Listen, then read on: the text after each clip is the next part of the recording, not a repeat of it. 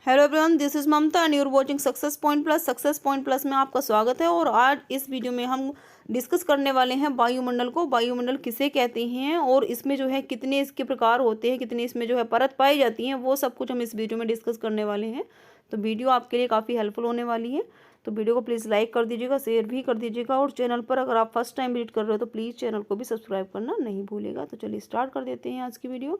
तो देखिए, वायुमंडल किसे कहते हैं, सबसे पहले हम इसी को देख लेते हैं। तो देखिए, वायुमंडल पृथ्वी को घेरे हुए गंधहीन, स्वादहीन, रंगहीन गैसों और साथ ही साथ धूल और वाष्प की एक जो है पतली परत होती है जो पृथ्वी को चारों ओर से घेरे हुए है। वायुमंडल की ऊंचाई सागर स्तर से 480 किलोमीटर ऊंचाई तक मानी जाती है। याद रखिएगा, वायुमंडल की ऊंचाई सागर स्तर से 480 किलोमीटर ऊंचाई तक मानी जाती है। और वायुमंडल गुरुत्व द्वारा पृथ्वी के चारों ओर रुका हुआ है। और वायुमंडल मुख्य रूप से गैसों का मिश्रण होता है। ये लाइन आपको जो है याद रख लेनी है कि वायुमंडल मुख्य रूप से गैसों का मिश्रण है। तो देख लेते हैं इसमें आगे। तो देखिए, यहाँ पर गैसों के आधार पर वायुमंडल को दो भागों में जो है विभाजित किया गया है। याद रखिए कि गैसों के आधार पर हम वायुमंडल को दो भागों में जो है उसको डिवाइड कर रहे हैं, विभाजित कर रहे हैं। देख लेते हैं वो दो भाग जो है कौन कौन से हैं। तो देखिए, विषममंडल है और सममंडल है। यानी कि विषममंडल जो है उसको हम मेट्रोस्फीयर बोलते हैं, जबकि सममंडल को हम होमोस्फीयर बोलते हैं। तो पहले हम विषममंडल को जो है पढ़ लेते हैं। विषममंडल में क्या है, देखिए विषममंडल यानी कि जो आपका हेट्रोस्फीयर है। तो विषममंडल में गैसों का मिश्रण, देखिए गैसों का मिश्रण तो है ही, लेकिन विषममंडल में गैसों का मिश्रण जो है समान नहीं होता है। कैसा नहीं होता है? समान नहीं होता है।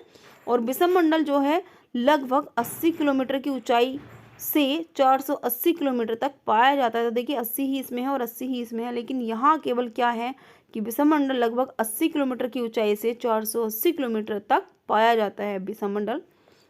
आगे देखते हैं हम सममंडल के बारे में। तो देखिए, सममंडल में क्या है, सममंडल यानी कि होमोस्फीयर भी हम जो है इसको बोलते हैं।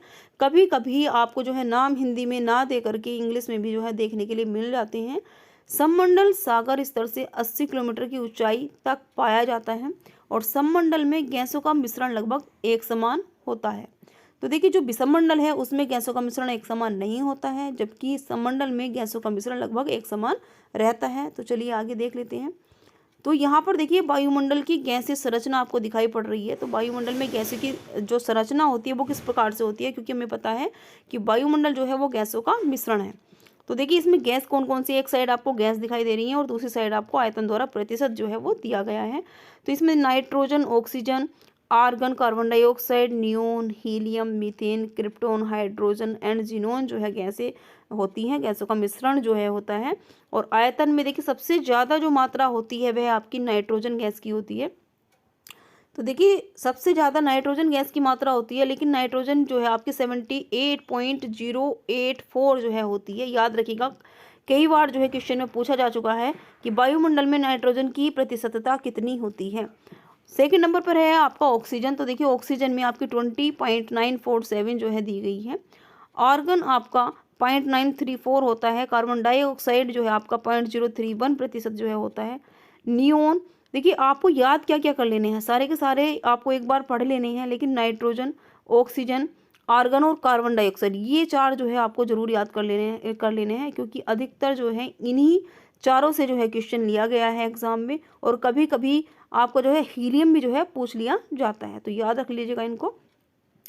तो जो कार्बन डाइऑक्साइड है वो आपका 0.031% है। नियोन आपका 0.0018% है। हीलियम 0.0005% है। मीथेन जो है वह आपका 0.002% है। क्रिप्टॉन 0.00011% है। हाइड्रोजन 0.00005% है। एंड जीनोन आपका 0.000087% है। तो देखिए, यहाँ पर एक और महत्वपूर्ण बात है जो मैं आपको बता देना चाहती हूँ। देखिए, यहाँ पर जो नाइट्रोजन है, तो आपको ये जरूरी नहीं है कि वो नाइट्रोजन ऐसे ही लिखा हुआ आपको मिलेगा। आपको जो है इनके सिंबल भी जो है याद कर लेने हैं। N2 आपका जो है नाइट्रोजन है, ऑक्सीजन का O2 होता है, आर्गन का AR होता है, कार्बन डाइऑक्साइड यानी कि CO2, एंड नियोन की बात करूँ तो Ne, हीलियम यानी कि He, और मीथेन CH4 होता है, क्रिप्टॉन का Kr होता है, हाइड्रोजन यानी कि H2 एंड जीनोन यानी कि Xe। तो ये भी सिंबल आपको याद कर लेने हैं। चलते हैं आगे। तो देखिए जो गैसों का मिश्रण है उसमें जो है नाइट्रोजन गैस के बारे में इसमें बताया गया है, तो पढ़ लेते हैं हम इसको। तो नाइट्रोजन में देखिए क्या होता है, वायुमंडल में जो नाइट्रोजन की मात्रा है वह आपकी 78.084% है। इंपॉर्टेंट है आपके एग्जाम के लिए। नाइट्रोजन अन्य पदार्थों के साथ जो है सुगमता से मिल नहीं पाती है। तो ये जो नाइट्रोजन गैस है वह दूसरे पदार्थों के साथ में आसानी से मिल नहीं पाती है। ऑक्सीजन की बात करते हैं तो देखिए ऑक्सीजन, वायुमंडल में ऑक्सीजन की मात्रा 20.947 जो है प्रतिशत है, और यह नाइट्रोजन की तुलना में जो है अधिक जो है सक्रिय रहती है। जीवित ऊतकों यानी कि जो लिविंग टिश्यूज होते हैं उनको भोजन की ऊर्जा में बदलने के लिए ऑक्सीजन की आवश्यकता होती है। लिविंग थिंग के लिए जो है ऑक्सीजन जरूरी होती है, कंपल्सरी होती है। तो कार्बन डाइऑक्साइड की बात करते हैं तो देखिए कार्बन डाइऑक्साइड यानी कि आपका जो है CO2, वायुमंडल में कार्बन डाइऑक्साइड की जो मात्रा है वह आपकी 0.031% है। एंड इनके अतिरिक्त neon, helium, methane, krypton, hydrogen तथा जिनोन इत्यादि गैस भी जो है इसमें पाई जाती है। तो केवल इसमें जो है प्रतिशतता ही आपको जो है याद कर लेनी है।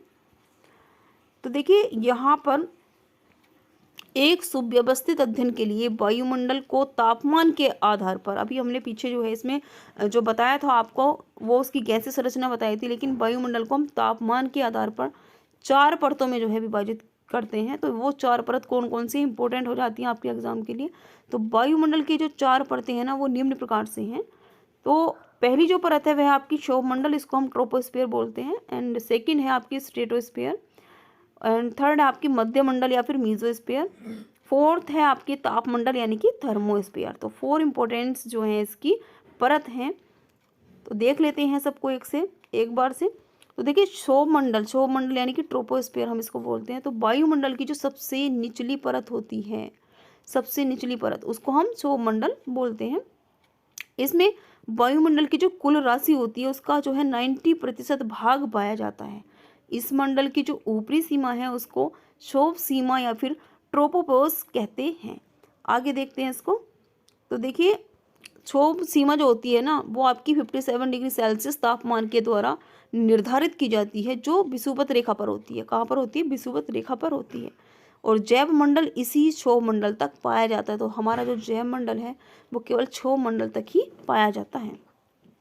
क्षोभ मंडल में सागर स्तर से ऊंचाई की ओर जाते समय तापमान में जो है निरंतर कमी आती है। यानी कि क्षोभ मंडल से जब हम सागर स्तर की ऊंचाई की ओर जाते हैं तो तापमान में, यानी कि जैसे जैसे हम ऊंचाई की तरफ चलेंगे तापमान में गिरावट जो है हमें देखने के लिए मिलेगी। तो तापमान की ह्रास की जो दर होती है वो 6.4 डिग्री सेल्सियस प्रति किलोमीटर होती है। और ये इसकी कमी होती है, इसकी दर को हम सामान्य ह्रास दर या फिर नॉर्मल लैप्स रेट जो है कहते हैं। उदाहरण के लिए जब सागर स्तर पर तापमान 21 डिग्री सेल्सियस रहता है तब 12 किलोमीटर की ऊंचाई पर वायु का जो तापमान होगा वह केवल 57 डिग्री सेल्सियस तक पाया जाता है। तो देखिए यहाँ पर कुछ इम्पोर्टेंट फैक्ट भी हैं क्षोभमंडल के। तो मौसम संबंधी जितनी भी प्रक्रियाएं होती हैं, जितनी भी एक्टिविटी होती हैं, जैसे वायु का चलना, बादल, वर्षा, हिमपात, कोहरा और बिजली का चमकना, बादल की जो कड़क होती है इत्यादि, ये सारी की सारी जो घटनाएं होती हैं वह आपकी इसी क्षोभमंडल में देखने के लिए मिलती हैं। और जैव मंडल देखिए जैव मंडल में क्या है? मानव है, पशु पक्षी हैं तथा वनस्पति। जैव मंडल में तीनों ही आ जाते हैं। मनुष्य, पशु पक्षी और वनस्पति के लिए क्षोभमंडल की जो महत्ता होती है ना वह बहुत ज़्यादा अधिक होती है, बहुत अधिक होती है। तो देखिए अब हम सेकंड पर चलते हैं जो आपकी स्ट्रेटोस्फीयर है। यानी कि स्ट्रेटोस्फीयर में क्या क्या होता है देखिए। तो स्ट्रेटोस्फीयर यानी कि वायुमंडल में जो क्षोभमंडल के ऊपर जो परत पाई जाती है वह आपकी स्ट्रेटोस्फीयर होती है। और इसकी जो ऊंचाई होती है वह विषुवत रेखा पर 18 किलोमीटर से लेकर के 50 किलोमीटर तक पाई जाती है। इस मंडल में ओजोन परत पाई जाती है। तो ये क्वेश्चन डायरेक्टली आपके एग्जाम में आता है कि ओजोन परत जो है, जो ओजोन लेयर है वो कौन से जो है स्फीयर में पाई जाती है। तो याद रखिएगा जो आपकी ओजोन लेयर होती है वह स्ट्रेटोस्फीयर में पाई जाती है, इसलिए इसको ओजोनोस्फीयर भी कहा जाता है। तो इसके बारे में थोड़ा सा हम पढ़ लेते हैं। तो देखिए ओजोन गैस की जो बहुतायत के कारण इस मंडल में ऊपर की ओर जाते हुए तापमान में क्या होती है? वृद्धि होती है। तो जो आपकी क्षोभमंडल था उसमें जो है ऊंचाई पर जाने पर तापमान में जो है कमी हो रही थी, लेकिन यहाँ पर जो है अपोजिट है, बिल्कुल तापमान में यहाँ पर आपको वृद्धि देखने के लिए मिलती है। और इसकी जो ऊपरी सीमा होती है वह 0 डिग्री में की जाती है और इस सीमा को स्ट्रेटोपाज कहते हैं। और देखिए वाष्प एवं आर्द्रता के अभाव में इस मंडल में बादल आदि जो है नहीं पाए जाते हैं, जबकि क्षोभ मंडल में बादल भी जो है पाए जाते हैं। और ओजोन परत में जो CFC होती है आपकी क्लोरोफ्लोरोकार्बन, तो गैसों के कारण तीव्रता से जो है ह्रास हो रहा है, जिसका मानव एवं पशु पक्षी तथा वनस्पति यानी कि जैव मंडल पर है ना खराब जो है प्रभाव पड़ रहा है। तो चलिए आप जो थर्ड नंबर की जो आपकी स्फीयर है वो देख लेते हैं। तो देखिए मध्य मंडल, तो इसको बोलते हैं हम मीजोस्फीयर। तो इस स्ट्रेटोस्फीयर की ऊपरी सीमा जो 50 किलोमीटर से 80 किलोमीटर के बीच स्थित होती है, वह आपका जो है मध्य मंडल जो है कहलाता है। और मध्य मंडल में ऊंचाई के साथ साथ तापमान में ह्रास होता जाता है और इसकी ऊपरी सीमा 90 डिग्री सेल्सियस द्वारा निर्धारित जो है होती है, जिसको मेसोपाज जो है कहते हैं। तो देखिए जो आपकी लास्ट वाली परत है और फोर्थ नंबर की परत है तापमंडल, क्या है तापमंडल या फिर वायुमंडल। तो हम इसको तापमंडल भी बोल सकते हैं, इसको हम वायुमंडल भी बोल सकते हैं।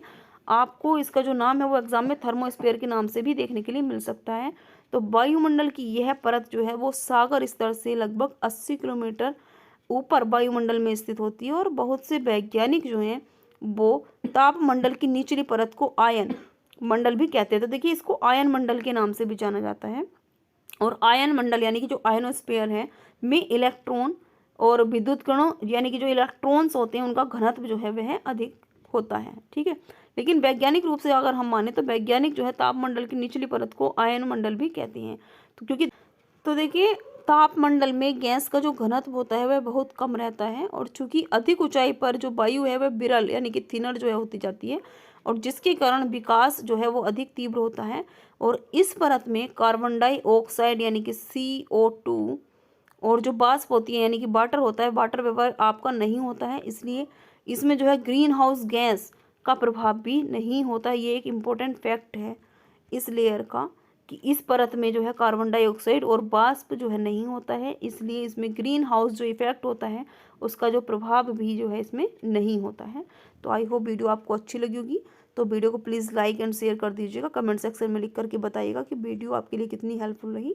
Thanks for watching this video.